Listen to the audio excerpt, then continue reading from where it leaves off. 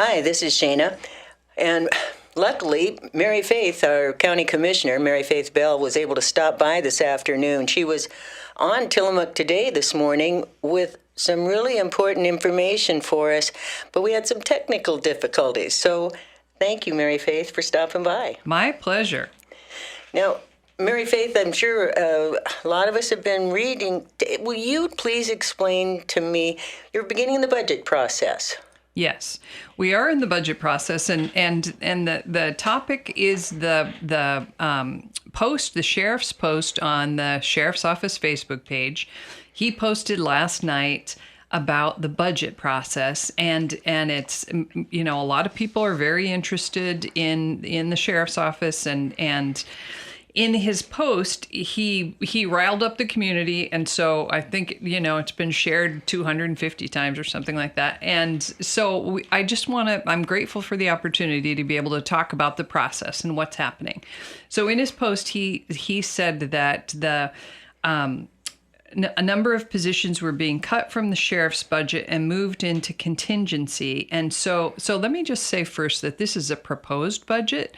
And in terms of the budgeting process, it's a work in progress. So it's nothing's decided yet. Where we are now is we've had budget hearings where the departments come to us and talk to us about their proposed budgets.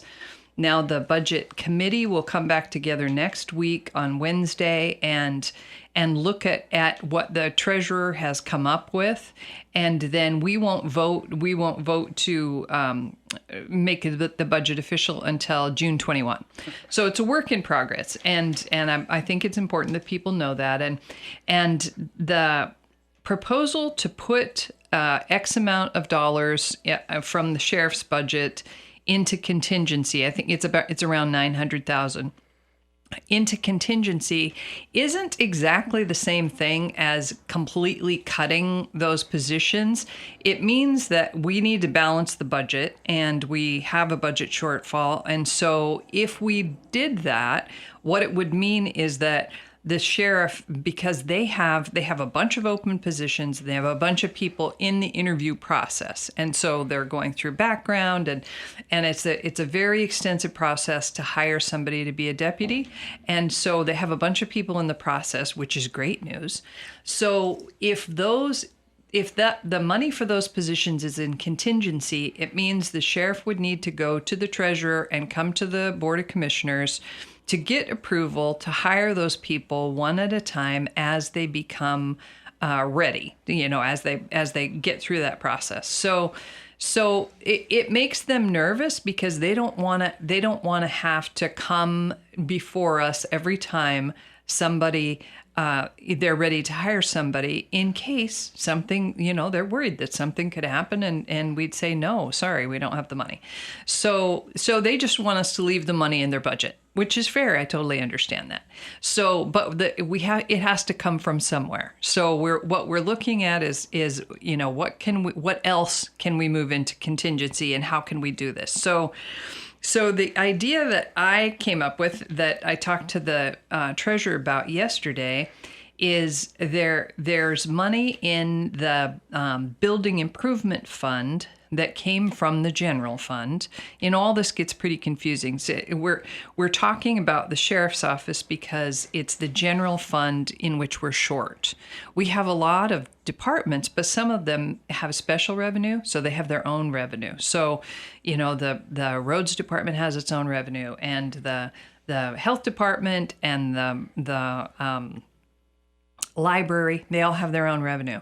And so that's not where we're short. We're only short in the general fund, and the biggest piece of the general fund is the sheriff's office. So that's why. So what I'm thinking about is we have money in the building improvement fund that came from the general fund, and we have been adding to it carefully, responsibly, year after year. In the fat years, when we had more timber revenue than expected, we've put some money into the building improvement fund because we have a bunch of buildings we're responsible for. So my proposal to the treasurer as of yesterday was, why don't we move some money from the building improvement fund into contingency? And there's a process. It would have to go from the building improvement fund back into the general fund and then into contingency, but we can do it.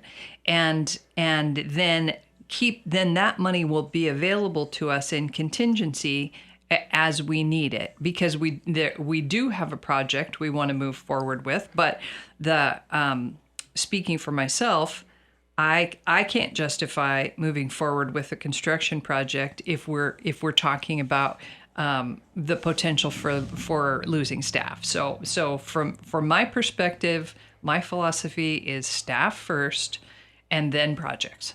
So, but I think we can do both if we move some money into contingency, because there's no way that we'll be ready to spend that money immediately anyway. So I'll pause there if you have any questions. Well, and thank you, because though our Bay City budget is done with, the county's budget has to be so much more involved. But just the same as the county, our public safety, our fire department, comes out of our general fund. Now, I think someone mentioned that tax base for the sheriff's department, but there isn't, is there? No. It's simply it's our property taxes. From our property taxes, yeah. Exactly so. We have a tax base for our fire department in Bay City, but still over 50% of our general fund goes to the fire department. Right. Yeah. And as you said, that is one of the larger pieces. Yeah. Public safety is expensive. It's our priority, and it's expensive. Absolutely. It is our priority. And with that being said, I guess what I'm saying is I think many budgets are now experiencing these things that we were doing a little bit better there for a couple of years because there was some additional funding. Mm-hmm. So there was, yeah, for sure. There was more timber funding there for a couple of years. I realize that you can't certainly speak for the other commissioners or for the committee, but there's 6 members on your budget committee. Well, 7. The treasurer is the budget officer. There are 3 commissioner members and three citizen members. Well, I think, and I would find it hard to believe that they all don't want to see us fully staffed. Oh, I think they do. There's concern about whether or not these positions are sustainable, because there's anticipated loss of revenue, timber revenue, in the next couple years. And so there's realistic concern about, we don't want to have to hire people and then lay them off. God forbid, nobody wants that. But if sometimes the projected revenues, sometimes the projections aren't as bad, sometimes they're worse, but sometimes they're not as bad as we think they'll be. So it's possible that things will smooth out, and it's possible they won't. And if we end up in a dire situation and we have hired a bunch of new people who are experienced, to become experienced in the next couple years, then as we go through attrition and people leave, they move to another job or retire, then at least we have a bunch of people who are newer people who have been trained in the queue, who can move up in those positions. So at least we won't be, just struggling like they've been for the last couple of years with a terrible staff shortage. They really suffered through for a couple of years with a terrible shortage of staff. Though the sheriff did mention that and said, Commissioner Mary Faith Bell, who is against these proposed cuts, has assured me that she's looking into the matter, which quite obviously you are. He also suggested that people email their comments or attend the next scheduled budget hearing on May 10th. Where will that budget hearing be held? That'll be at the courthouse, and people are welcome to attend. However, as you may know, but maybe you haven't been to our office since we switched offices. Our previous boardroom we gave to Circuit Court, so it's their new courtroom. So we're on the first floor now in what was formerly Courtroom 108, and it's smaller. So I'm just saying this because if a lot of people come, I don't know that everybody's going to get in the room. And it's possible people will be out in the hall and they won't be able to come in, and I'll feel badly about that. So there's also the opportunity to attend remotely.